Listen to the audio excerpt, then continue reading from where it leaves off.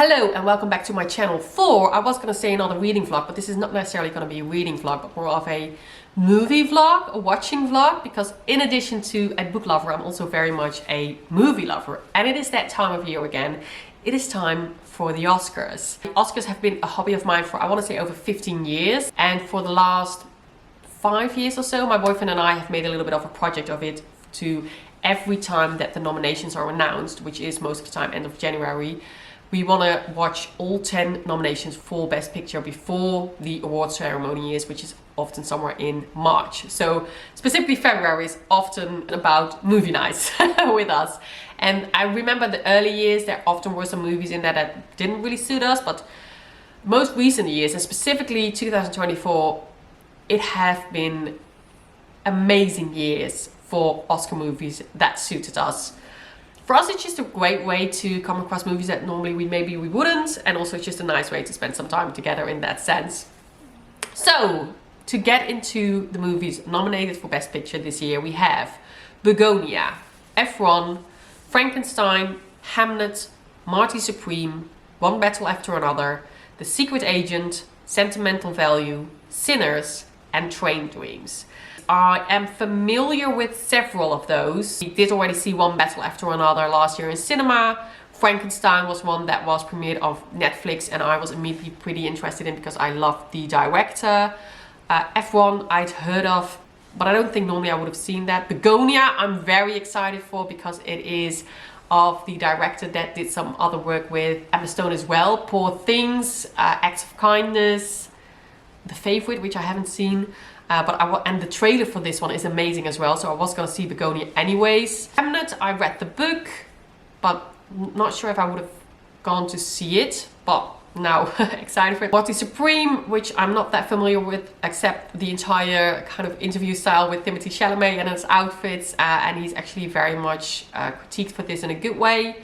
Secret Agent, unfamiliar with that. Sentimental Value, unfamiliar with that. Sinners, unfamiliar with it, except for the fact that it was nominated for the most Oscars than any movie ever before. So I am super interested in that. And I think it's with Michael B. Jordan, who is a great actor. And Train Dreams, also unfamiliar with that. I think it's actually an international movie. So yeah, great list. Very excited to dive into it. And yeah, that is what this vlog is gonna be. I'm just gonna watch all the movies and kind of give short descriptions on what I think of it. And tag you along. And I'm actually gonna go on holiday the day after tomorrow. It's Wednesday today, and Friday we're leaving. We're gonna go to the Ardennes for a week, which I'm super excited for.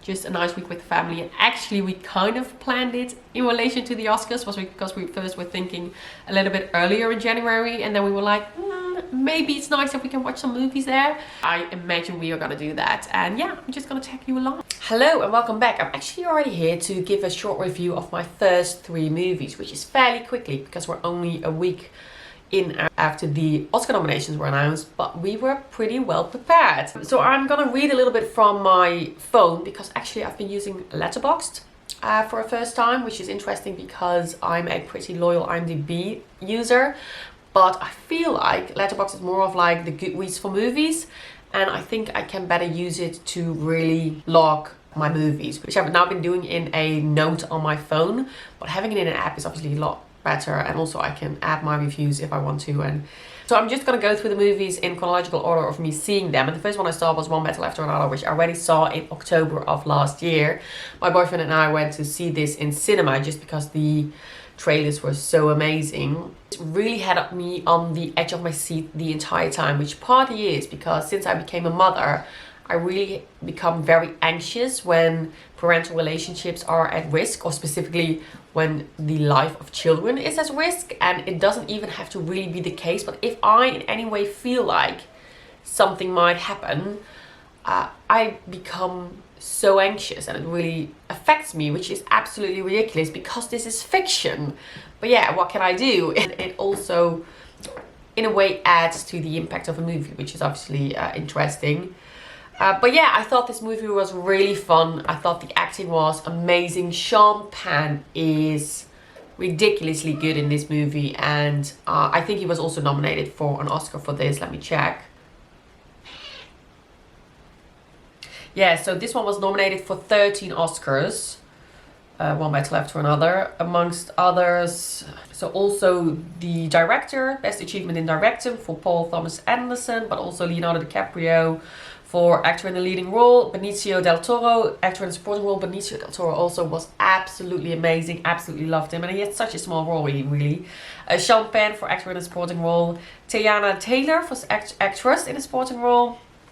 Yeah, so just quite a list, but again, the acting was really good. I thought there was this chaotic energy that just really worked in the movie, and the cinematography was amazing, specifically towards the ending. That chasing scene on the road in the desert was so visually beautifully done. And obviously I think the relevance of the movie to the current zeitgeist, specifically in America, in Trump's America, is what made this movie really stand out to me, and it becomes more and more relevant and more scary in a way, but that is what makes movies like this work, and I also think that's why it's very fitting to have been nominated for an Oscar. So yeah, One Better After Another, amazing. Then in January we watched Frankenstein by Guillermo del Toro. I mean, him revisioning Frankenstein, count me in. I've been loving his movies for the recent years. I mean, a few years ago I think his Shape of Water won the Best Picture Oscar.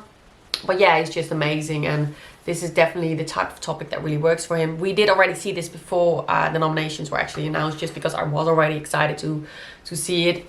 But yeah, this movie really stunningly shows the story of Dr. Frankenstein, who is played by Oscar Isaac. He is very much working obsessively on creating a creature, but once he creates this creature, he releases himself of all responsibilities, and that is also kind of when a shift happens, and we turn from the perspective of Dr. Frankenstein to the perspective of the creature, who is played by Jacob Elordi. Again, beautifully done. And if I'm correct, his makeup took 12 hours. I think it took 6 to 7 hours just do the top and without the entire body, but then with the entire body it was like 12 hours or something, or maybe 9 hours. Maybe I'm overestimating, but it was absolutely insane if you think about what his working days must have looked like. But it really was a beautiful movie. It had striking visuals, and the topics, which is just obviously the topics that are relevant for the story of Frankenstein by Mary Shelley, were very touching. But yeah, I just really loved how he did this. Already like the starting scene where you have this beautiful old school ship with the crew trying to work his way out of it because it's stuck in ice in Antarctica or the North Pole, God knows where it is. And you see this monster, this huge supernatural monster approaching with the sounds and the tension. I thought that scene already was so amazing, and then you just get sucked into the movie more and more, and it just becomes a very beautiful story. So yeah, very beautifully done, and really enjoyed it. And then actually last weekend, since the nominations were announced, we saw Bugonia, which was a movie I was already very excited for. I literally have been waiting for the new Yorgos Lanthimos and Emma Stone ever since the other two movies came out, which were Poor Things, which actually won the Oscar for Best Picture, and Acts of Kindness. Kinds of Kindness, I think Acts of Kindness, which I both love, but specifically Poor Things, we also saw that in cinema, and it made such an impression on me. I thought it was such a interesting and beautiful movie, also kind of a Frankenstein topic actually, interestingly. And I saw this trailer last year. I knew this was gonna be amazing, and it was. And it felt so different than his other two movies, but also very similar. Yeah, this is about Emma, who's absolutely amazing as the high-powered CEO of a major company, and she actually gets kidnapped by two conspiracy-obsessed young men who accuse her of being an alien and want her to take them to her mothership. And the entire film is filled with dark humor and psychological tension. Boyfriend fairly early on in the movie said something that really changed my perspective, and I think if he wouldn't have said that, I would have had a completely different, maybe even better experience watching it. But still, this was again so beautifully done, but so interesting and so funny, but so creepy. It's also definitely a wink at major corporations and work culture and how we view them in a society and how they portray in society. Yeah, I thought it was so interesting, and the ending was absolutely epic, really good. So yeah, the first three movies I've seen, One Better After Another, Frankenstein and Bugonia, were already absolutely amazing, but obviously there were also all three movies that I was already excited for, even unrelated to be nominated for the Oscars, so that's obviously a little bit of a head start.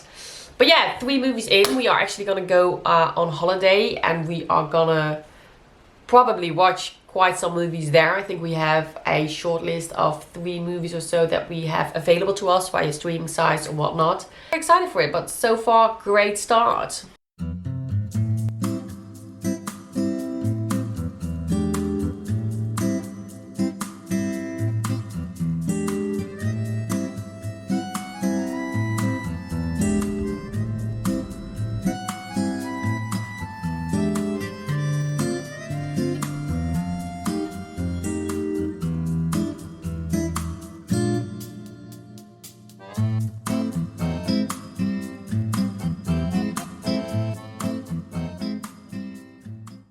Hello, I'm back with an update. We're a little bit into February. It's super gloomy and I had some very hectic and intense work weeks. Fun, but intense. Making it also quite impossible for us to watch any movies the last couple of weeks. It's actually also been Carnival, I've just realized, so there's also obviously a lot of time spent. But I think tonight, it's Friday today, tonight we're going to watch Sinners probably, which I'm super excited for. But before those hectic work weeks, we also went on holiday. We went a week to the Ardennes, I mentioned this before, and it was absolutely lovely. We spent a lot of time hiking and we went swimming a few times, we did some games, we just had a lot of family time. And we also ended up watching 3 Oscar movies, which I think is super, super good. So, first of all, we watched Formula 1 or F1 with Brad Pitt. Which, this is definitely the type of movie that I would never have watched otherwise. I spoke about it to my brother-in-law a few weeks before, who had seen it and really, really enjoyed it. However, his girlfriend really, really hated it, so I was definitely curious for it. And this is about a Formula 1 driver, Brad Pitt, who comes out of retirement to mentor and team up with a younger driver. And actually the director, Joseph Kosinski, is also the director that created Top Gun Maverick with Tom Cruise, which was nominated in 22. Which I also never would have watched, but I did end up enjoying. So I had hopes for it. However, this movie had beautiful cinematography, impressive racing sequences. I think as a Formula 1 lover, you might really, really love this. Although I can also imagine that maybe you see a lot of things wrong in it. For me, I'm not a Formula 1 lover. I've probably seen a handful of races. It has been really hyped up the recent years because of Max Verstappen in the Netherlands. And I'm from the Netherlands. It's been hyped up in the Netherlands, but overall, I'm just not a fan. And the storyline in this movie was so simple. It really was just kind of like a children's movie in that sense, storyline wise. It felt like a 90s rom-com, and I love 90s rom-coms, but I would never nominate it for Best Picture. It was so predictable. There was no character development. The relationships did not do anything for me at all. Yeah, I had no idea what was happening here. I feel like this could have been a really interesting movie, even as like a basic romantic action movie, whatever. But now for me, it was just beautiful visuals, and that's it. Then we watched The Secret Agent, a Brazilian movie with the main character that also played Pablo Escobar in Narcos. Amazing actor, really, really worked. And this is an immersive film on the Brazilian military dictatorship in 1977. So it's about a technology expert that flees from a mysterious past and returns to his hometown in search of peace. He soon realizes that the city is far from being the refuge he seeks. Definitely took me some time to really understand what was going on. Also because of a lot of storylines that in the end never really get explained. But they do really add up to the feeling of paranoia, trauma, uncertainty. There's definitely a complete vibe and tension throughout the entire movie. Really, I think, portraying how it must have been living in this time in Brazil. And the movie was, however, 2 hours and 40 minutes. And I've mentioned this loads of times before, but I think a movie should be a maximum of 2 hours. Like, there are exceptions, but overall, 2 hours is the limit. And this one was 2 hours and 40 minutes. That's insane. But it did kind of work for this one. I still think it's too long, but I think definitely because of the main actor, it just really, with the tension and the acting, I never felt like, ooh, you know, where we're heading, what's taking so long. It really kept me on the edge of my seat, which is also, as I also mentioned with One Battle After Another, because there is another parental relationship in this, father-son, that is at risk. And the entire movie, as a young mother, I'm just fearing that something might go wrong. And that also makes me doubt if I really liked the movie or if it was just really impressive for me. But it definitely was one of those movies that stayed with me and that I kept thinking on a few days later even. Acting was phenomenal. The vibe, the Brazilian vibe, really, really good. The tension, the paranoia, yeah, just overall really, really good movie. I'm very happy that I've seen this. And then finally we watched Sentimental Value, which is a quiet and beautiful Norwegian movie about a family and the house they grew up in and its sentimental value. The film explores grief and family relationships and generational trauma. It really felt very nostalgic and the cinematography was really captivating. It really captured your attention. Yeah, I really, really enjoyed this. It reminded me in a way of Past Lives, which was nominated for Best Picture in 2024, which I also really loved. However, that one was a romantic relationship and these are family relationships, but it was just beautifully done, very interesting story. Skarsgård was amazing as the arrogant, annoying father. I very much disliked him, but I thought it was really, really good. Elle Fanning was very good. She definitely amazed me. She has a kind of smaller role in this, but it was very interesting. The two daughters, specifically I think Nora, the main daughter, was really, really, really good. Yeah, this movie really surprised me. I definitely was already kind of excited for it. It's totally different than what I expected, but I really enjoyed it and I would definitely keep it up there. So yeah, so far I've watched 6 movies. Let me see if I can already make a little bit of a roundup. I would say, very, very hard. I think so far on a shared first spot, we have One Battle After Another and Bugonia. I really thought both of those were really, really good. I think then I would put on 3rd place Sentimental Value, 4th place Frankenstein, 5th place The Secret Agent, 6th place F1. I think this could change, but that's I think what I think now. I'm very excited to watch Sinners. I think we might want to go to watch Supreme in cinema, but maybe next week we'll see. Yeah.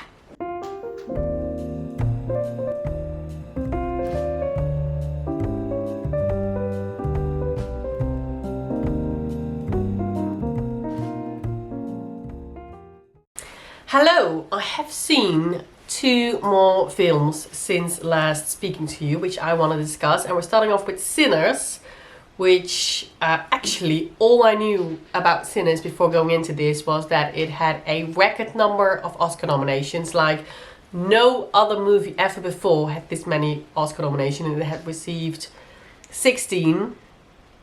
And that it had Michael B. Jordan portraying a double role, namely a role of a twin, which is obviously pretty interesting.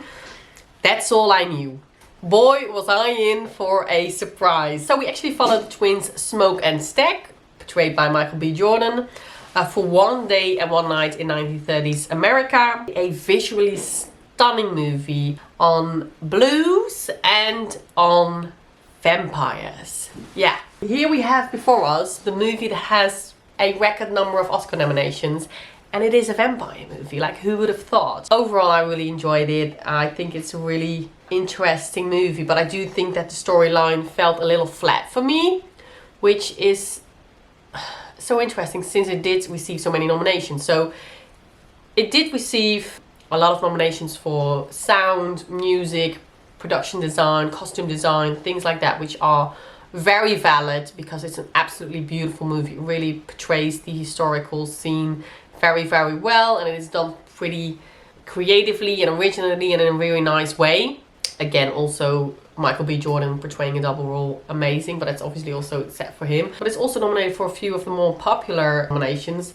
For example, Michael B. Jordan for actor in a leading role, Delroy Lindo for actor in a supporting role, Wunmi Musaku for actress in a supporting role. She was absolutely amazing. I think she also just won the BAFTA, so Best Motion Picture of the Year, Best Achievement in Directing. Like, it really got a wide set of nominations. I enjoyed it, definitely with the blues and also just the kind of the creative and fun aspect of it. I also think it's kind of interesting that a movie like this is nominated for Best Picture and nominated in general as much. I think that also makes the Oscars a little bit more fun. But yeah, I also just thought it was a little flat. Good one, interesting one.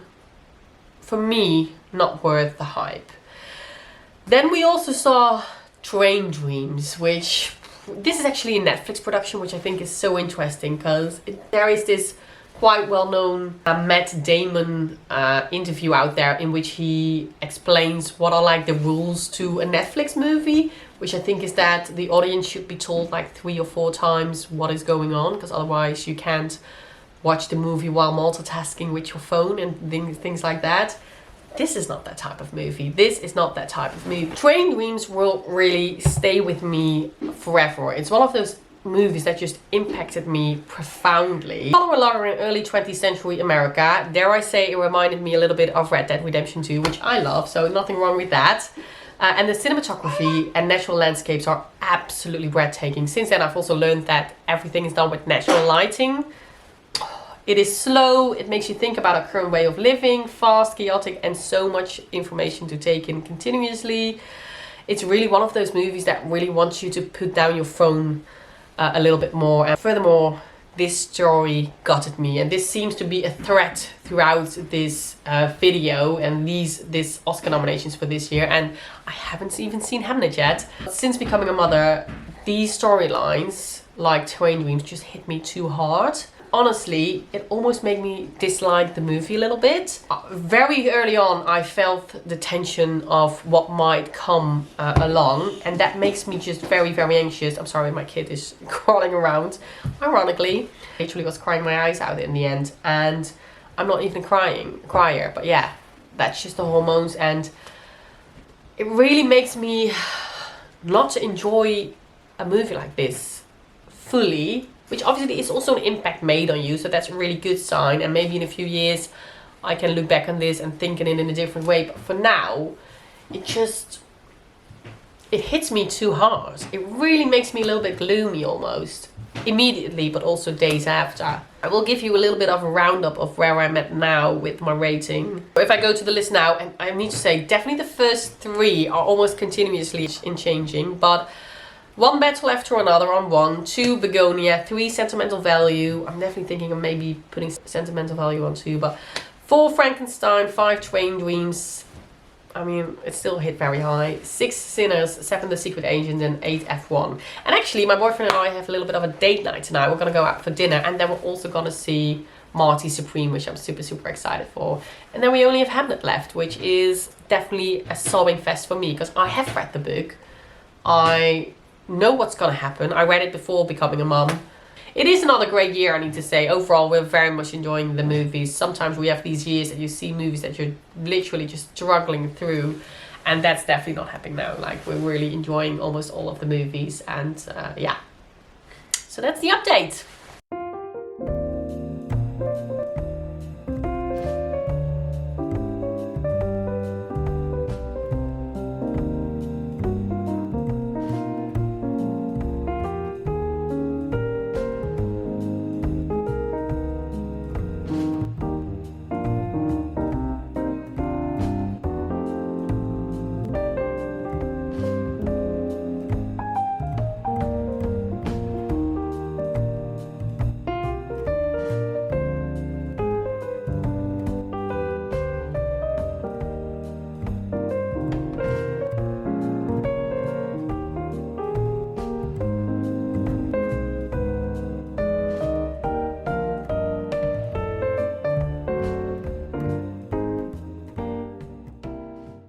Hello, I'm here with a final update. I'm here to tell you about the final 2 movies I've seen. I'm here to tell you about my favorites, and actually the award show has already passed. It is Friday now and they were last Monday. So I can even tell you a little bit about the prizes and winners. I'm sorry, my daughter is here and she's hearing me speak and she's like, I want to be in this conversation real bad. We saw Marty Supreme on the 6th of March. We watched this in cinema, and I do think that watching movies in cinema always makes them even better. It's just the entire experience, and this really was a good movie for cinema, and I love this. This was actually my first Josh Safdie, although I do need to say that I really want to see Uncut Gems. My brother-in-law did say that they had to turn it off because it was so bizarre. She was gonna make her first steps, I was gonna think for a second. She was standing loose, and I thought she was gonna walk around. Yeah, I really enjoyed this. We follow Marty Mauser, portrayed by Timothée Chalamet, which was a very well-deserved Oscar nomination for the opera and ballet Ardennes actor. We follow Marty Mauser on his dream to become the best table tennis player in the world, and it is 1952. It is New York. This movie is chaos. This movie is bizarre. This movie is super quick. Like, the pacing is insane, absolutely insane. But I love this. Like, this is really up there for me in the top favorites of the list. I really enjoyed this. And then finally we saw Hamlet, which was probably the complete opposite. I read Hamlet a few years ago. I think I already mentioned this. Really enjoyed the book, but it did make me really anxious for the movie because, and this is very much a theme during this Oscars this year and during this video, since becoming a mother, or actually since becoming pregnant in 2024, I am very troubled by parental relationships at risk, or even worse, childbed in movies or in books. Like, that just, it rips my heart out. It is insane and I hate it. I really hate it. And obviously I knew where this story was going, so I was very anxious for this movie. However, this didn't do anything for me. So I wasn't really sad, I wasn't really anxious or anything at all really while watching this. I thought the acting was good. I really thought Jessie Buckley was absolutely amazing. Like, that specific moment with the cry and the yell, like, oh, that was phenomenal. Is she gonna hit the camera? It's definitely more difficult than I had expected. Anyways, love Jessie Buckley. I also really enjoyed, like, this late 16th century England and all the references to Shakespeare. But that was about it. It just didn't do anything for me. So yeah, even a bit of a disappointment almost that I wasn't even anxious or hurt. I would really have expected that. So let's go to the final list. I do need to say, I think it was a very good year once again. Like, the last 3 years or so, I think, have really worked for us. Like, there are also always some misses. I feel like since we started, there's been a bit of a shift. I think initially there were a lot of, like, more real art house specific movies, which can be really interesting and really good, but sometimes also you're just sitting them out and they're just boring or they don't work for you. And I think as of a few years, I want to say last 3 years, it's really been more approachable movies that probably are a little bit more easy. I ended up making my final top 10, and I want to say the first 2, maybe 3 have been really troublesome, so I could make a change to this in a few weeks, but for now it was number 1. One Battle After Another. Number 2, Marty Supreme. Number 3, Sentimental Value. Number 4, Bugonia. Number 5, Frankenstein. Number 6, Train Dreams. Number 7, Sinners. 8, The Secret Agent. 9, Hamlet. 10, F1. I'm still doubting if I want to change F1 and Hamlet, because I think I might have enjoyed F1 even better than Hamlet. It just didn't really work for me. Also, I think the Bugonia, Frankenstein, Train Dreams, kind of interchangeable. Sinners, I did really enjoy Sinners, but I felt like it was also maybe, I specifically enjoyed like the first 45 minutes or so. It's my final list, and then actually we already know the winners, because the show was so long, which it always is, but it felt even longer. We have the Best Picture went to One Battle After Another, which was, I mean, it was my favorite, so well deserved, really happy with it. I thought it was really good. Actor in a leading role, the winner was Michael B. Jordan, which I had wanted Timothy or Leonardo to win. I had expected Timothy to win, but it was Michael B. Jordan, and I do need to say it's fair. He did a phenomenal job in Sinners. It was one of the reasons why I did end up really liking the movie. Actually, Marty Supreme was one of the big losers, I want to say. I don't think they won any Oscar, even though they had quite the fair share of nominations, so that's kind of sad. Actor in a supporting role, Sean Penn, One Battle After Another. I mean, yeah, I thought it was going to go to Sean Penn, and I wanted it to go to Sean Penn. He was amazing. I also would have been happy with Benicio del Toro in One Battle After Another, who I also thought was amazing. But I mean, yeah, Sean Penn was extraordinary. Actress in a leading role, Jessie Buckley in Hamlet. Again, absolutely amazing. Absolutely agree. Absolutely expected. That actress in a supporting role was Amy Madigan in Weapons, which we haven't seen. We didn't see Weapons. So yeah, we probably should see it. I would have thought and kind of wanted Wunmi Mosaku to win in Sinners. I think she also won the BAFTA, and I thought she was really good. Another year done. Another year done. Really enjoyed all the movies, or most of the movies. thank you for watching and I'll see you again soon.